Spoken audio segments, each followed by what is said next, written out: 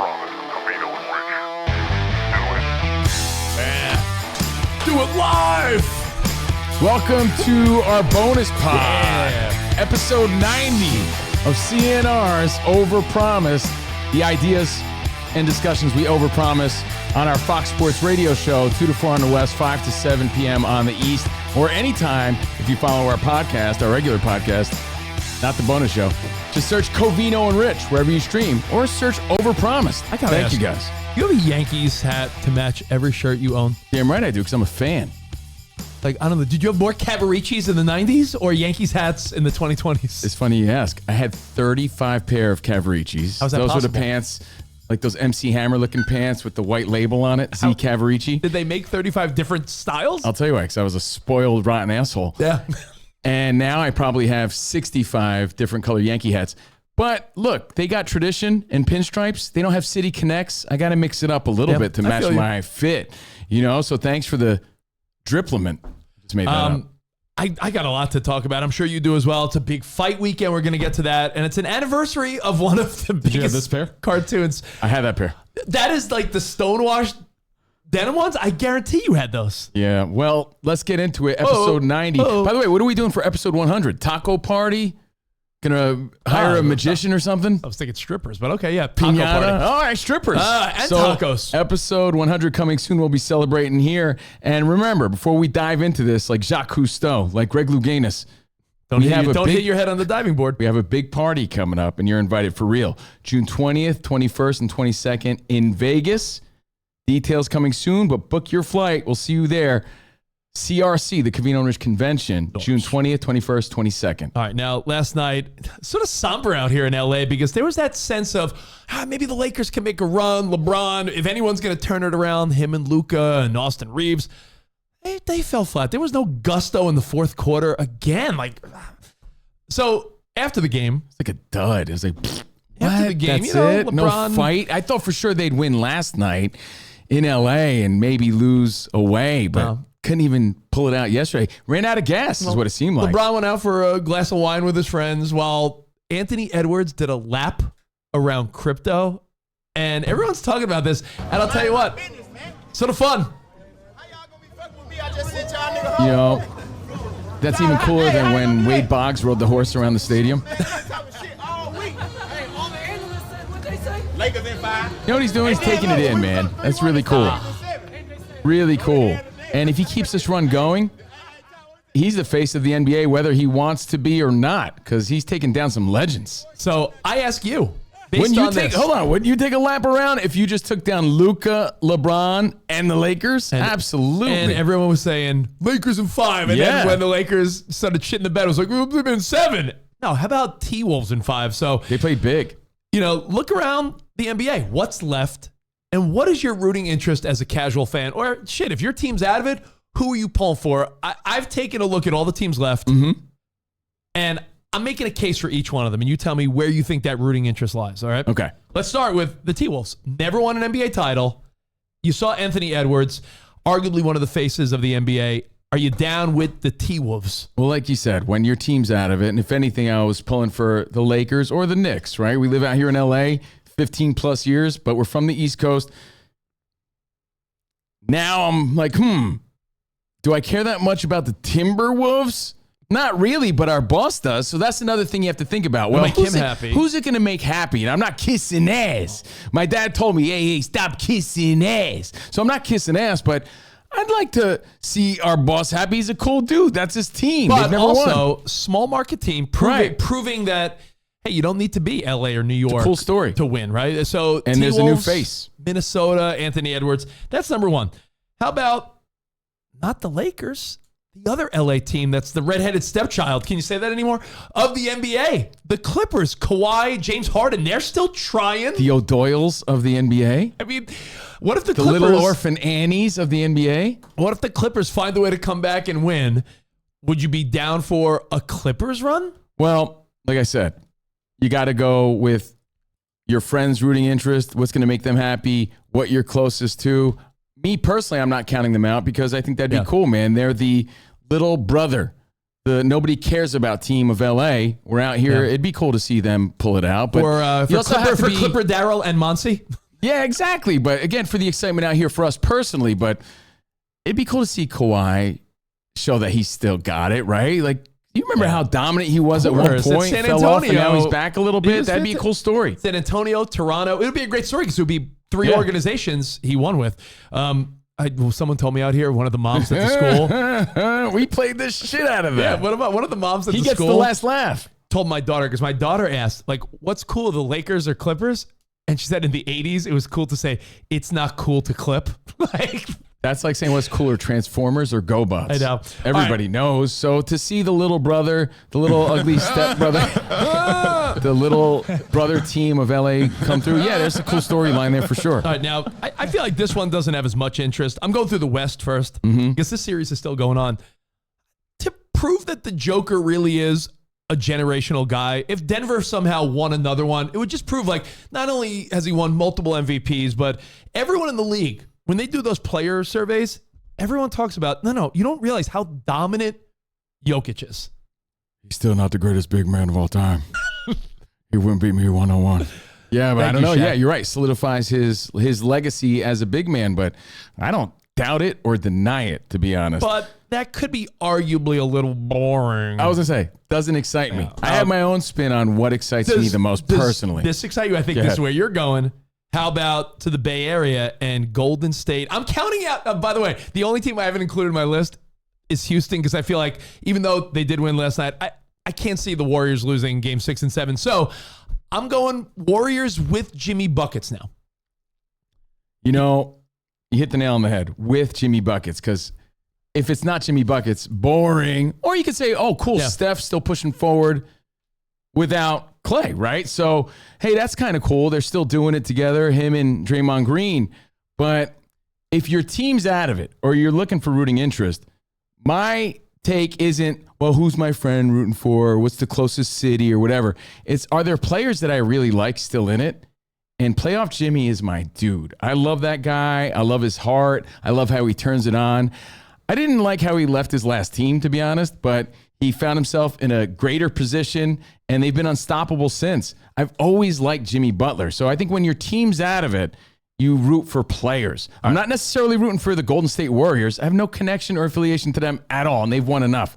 But when it comes to Jimmy Butler, here's a guy that's been playing his ass off in the postseason every time he's in it. You just pull a Chris Collinsworth? Here's a guy. Here's a guy that I could get behind and root for personally, because I like him personally. I'd like to see him win. I like that storyline. And do you know the backstory of a Jimmy Butler? He's a guy that bounced around from house to house. He had no dad that was present. His mom kicked him out because she didn't like his face or the look of him. And, you know, a beautiful woman and family took him in, and he's never looked back. He doesn't want sympathy. He just wants to kick ass. And I'm rooting for that. I have something in common with Jimmy Butler. We both love a nice cup of coffee. Cup of coffee. Hey, guy likes his happy face coffee. What I'm saying is Jimmy Butler's a guy that went from nothing to something. He has a really great story, and he doesn't lean on that story all the time, but he does. Look it up. To see him win, and you know he has such great fight, and he's a cool dude.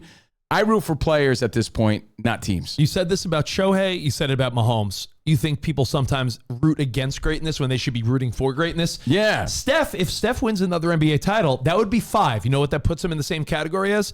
Tim Duncan, Kobe Bryant, and a lot of those guys that have 5. Like, the 5 is the number, man, because Jordan 6, no, I don't know if anyone's getting there, right? But 5 is attainable. Not impossible. For that Warriors team. All right, well, let's keep it rolling here.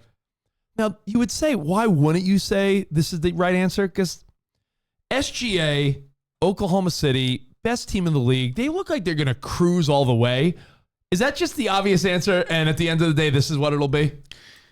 Again, I think if you're a young dude, a younger dude than us, and you're jumping on the hype train, you're always rooting for the young guys, the young, hungry players, and that's cool. For me, I like seeing these older dudes overcome, or the guys who've been around waiting for their opportunity. But what if this is championship one for Shai Gilgeous-Alexander? It might be the obvious answer. Like, it's the usual suspects. They've been there all year.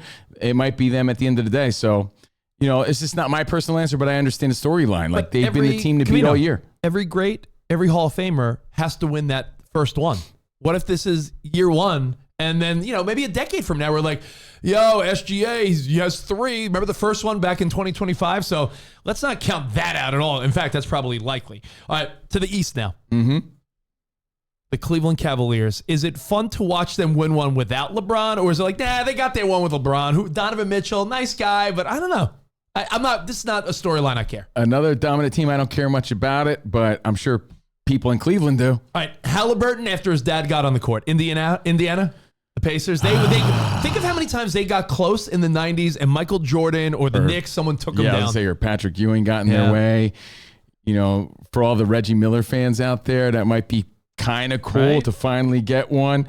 I like that storyline. I didn't like the father getting on the court storyline. Poor Tyrese. Let's go to our old stomping grounds. New York City. Nothing's better than Madison Square Garden when the Garden's popping. Jalen Brunson, Tracy Morgan threw up on the court this year. You got Spike Lee. It's still the Garden. It's still the Knicks. And we forget that they haven't won one in like 50 plus years. It's not like yesterday that Knicks team got stopped every step of the way over the last couple decades. I'm rooting for the Knicks, like Stephen A. Smith. That's my team.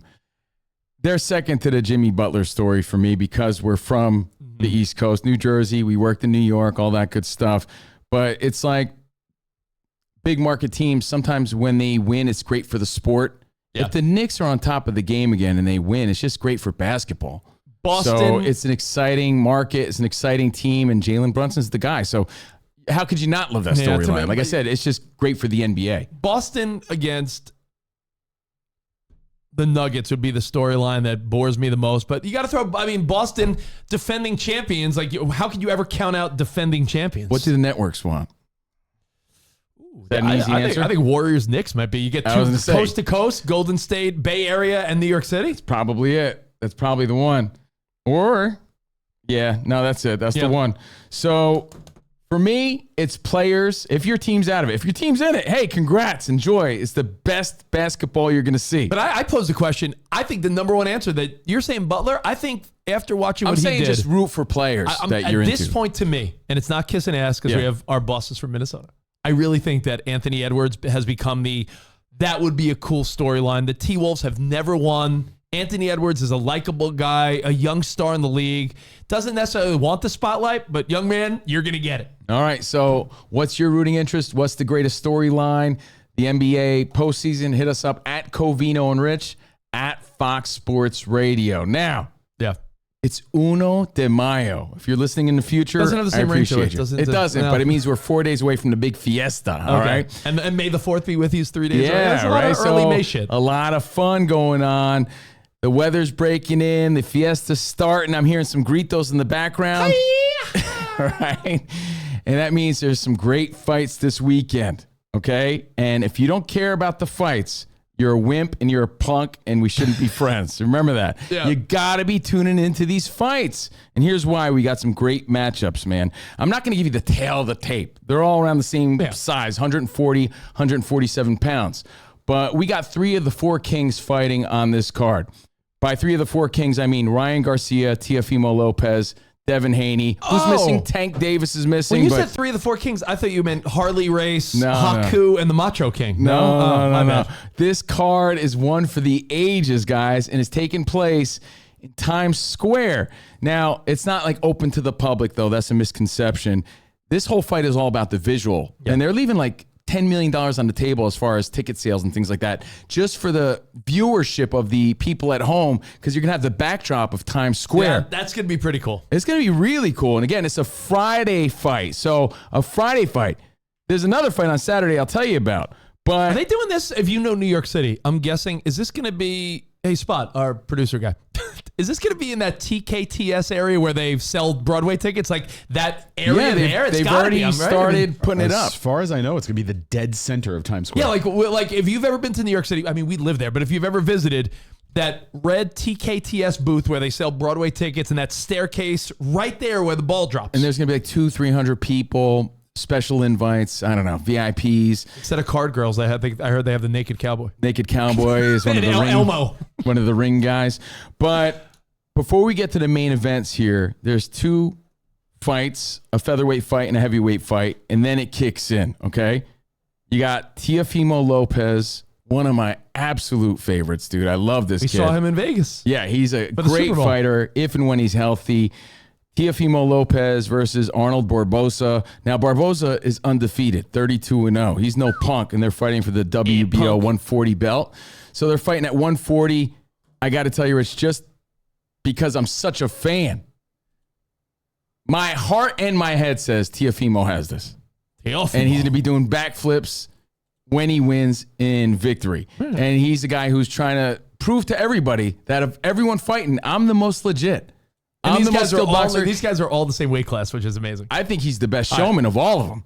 Teofimo, you got him winning. Give me the next one. Barboza's going to put up a good fight. He's no chump. He's no punk. All right, so you got Teofimo. Then go on. It gets even better because you got Devin Haney, who hasn't fought since he got embarrassed by Ryan Garcia.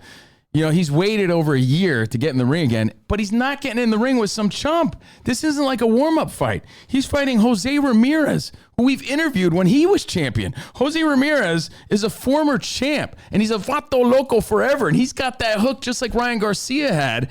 So he's got that punch. Devin Haney's got that name. He's got that style, that smooth, slick boxer, that jab that could put him over the top, should put him over the top. But here's the deal. My head says Haney because Ramirez, he's been through some battles. He's older, and he's not as slick. He gets hit a lot. But my heart says, Vatos Locos forever, carnal. Well, who you going? It's Cinco de Mayo weekend. Pick. Give me a pick. My head says Haney. My heart is rooting for Ramirez. So Haney with the win. But, man, I'm rooting for Ramirez. Okay. He's like the best dude. He does all this stuff for farmers and everything. He's like the nicest guy. He's the quietest of all of them. But remember, Devin Haney has a lot to prove here, man. All right. Ryan Garcia, Rolando Romero, Rolly Romero. How great is this fight? Two smack talkers. You know, Rolly Romero, how does he keep getting these great fights? He started boxing at 17. Some people question, why does he get these big fights? Because he could sell them. He's a great personality. He's funny. He's charming. And he's a solid puncher. So is he the most elite fighter? No. Everybody on this card and every boxing fan will tell you, he's not as elite as these other guys, but he can knock you out. And it was 8 years ago, Rich, but Rolly Romero beat Ryan Garcia in a camp, in a sparring contest. But they're so young. What is it, the teenage camp? Well, they've had, they know each other really well. And it's kind of funny because Rolly Romero goes, Ryan, you can't do anything to me. He's like, I know you better than you know yourself. And Ryan's like, kind of sounds like you love me. What, are you obsessed with me? He's like, I know Ryan Garcia so well. There's no way he's going to own me the way he owned Haney. Then do me a favor. I'm looking at the odds at DraftKings, right? Yeah. Unfortunately, you picked the three big favorites. Now, of all the fights, let me give you not the tail of the tape, let me give you the Vegas odds. The biggest favorite, Devin Haney, minus 1,200. Jose Ramirez, according to Vegas, stands no chance. Ryan Garcia, almost as big a favorite, minus 1,100. So Ryan Garcia, a huge favorite. The closest fight is Teofimo's minus 250. Barboza is plus 200. Remember, Teofimo fighting at 140. Haney Ramirez fighting at 147. Garcia, Romero, they're fighting for that regular welterweight title. So pick one underdog to make the bet fun. Ramirez, definitely. Yeah, he's over tough. Haney. Dude, he's got a hook. It's what got Haney the last time when he fought Garcia, and he's a former champion, dude. Let me give you the stakes. He was no joke. He's just older now. If you go Teofimo Lopez, Jose Ramirez, and Ryan Garcia, parlay, $100 pays $11.50. I'll put money on it to make it fun. Why not? But here's the thing. But you're betting against the biggest favorite, Devin Haney. You don't need to put money on this card to appreciate what's going on. This is like Hagler, Hearns, and Leonard all on the same card, and I don't know, Roberto Duran was just hanging out, right? Three of the four kings are fighting. Three of the four kings of our generation. We've seen their come up, Rich. We've interviewed every one of these guys. We've seen their entire career. We're telling you. Tune in and enjoy your Friday night. Get some pizza, invite some friends over. Well, hold on. If they don't come, they're weak and get other friends. I have a question about Friday night, and then we'll let everyone continue with their Thursday, get on with their night. Well, hold on, because there's another fight now. Get you hyped for it. That's what I want to ask you about. Friday. Is this right after work? Are we going to your house? Because I feel like I need a little bit of an official invite. You're like, yeah, you're Friday, bro. I've worked with this guy for over 20 years. I've known him for even longer. He needs an official invite. What are we doing? Tacos? Pizza? What do you want me to do? Send you an Evite? Let me get you a card? Come by. Do you say card or car? You sending me a car so I could drink? That's fantastic. You need like a save the date? But but Friday night after work on the West Coast. We'll Guys, get I some feel like pizza. We'll get some drinks. Man, this is great, guys. This is, again, if you've been sleeping on boxing, this is the one. Can I bring my son and kinetic sand and slime and all that I stuff? prefer you don't, and don't bring your dogs and shit. Like, leave them at home. When I say your dogs, I don't mean your friends. Yeah. I don't mean your vato friends. I mean, That's my dog. your actual dog. There's another fight, guys. Let's hear about it. On 3 de Mayo, Canelo. Saul Canelo Alvarez Canelo. versus William Skull, this Alvarez. Cuban dude who's undefeated, 23-0 with 9 KOs. Well, dude, that he's fight- the IBF super middleweight champ, and he's no punk either, man. And what he said was, respectfully, of course, he plans on eating Canelo. They're like, what do you mean by that? He's like, I mean it respectfully, but I'm going to eat him. By the way, this fight. It's in Saudi Arabia. That's on Saturday. This fight, the odds are disgusting. Canelo minus 3,000. Canelo 62, 2-2. This is like a warm-up fight for, I don't know, Terrence Crawford or something cooler. I went to add it to your parlay just for fun. Yeah. And there's no point. If you bet on Canelo as well, you get $25 more. I was about to say, this would be the biggest upset ever if Skull pulled this out. But again, everybody has a puncher's chance. Canelo's the WBC and WBO super middleweight champ. Your boy Munguia's fighting. I was going to say, he's a big favorite to too. give you extra what? Extra spice? A little extra adobo? A little extra Lemon salsa pepper? to get you excited. Jaime Munguia is also on this card, and you guys may know him because he also fought Canelo, but he's a great fighter. So that's Saturday. Enjoy the fights. Yep. Enjoy your All Cinco de right. Mayo weekend. And remember, Vatos Locos forever, carnalitos. Hey, enjoy your Thursday night. We'll see you back on Fox Sports Radio tomorrow. Until then, arrivederci, baby. See you in the Overpromised land. Yeah. Later. Goodbye.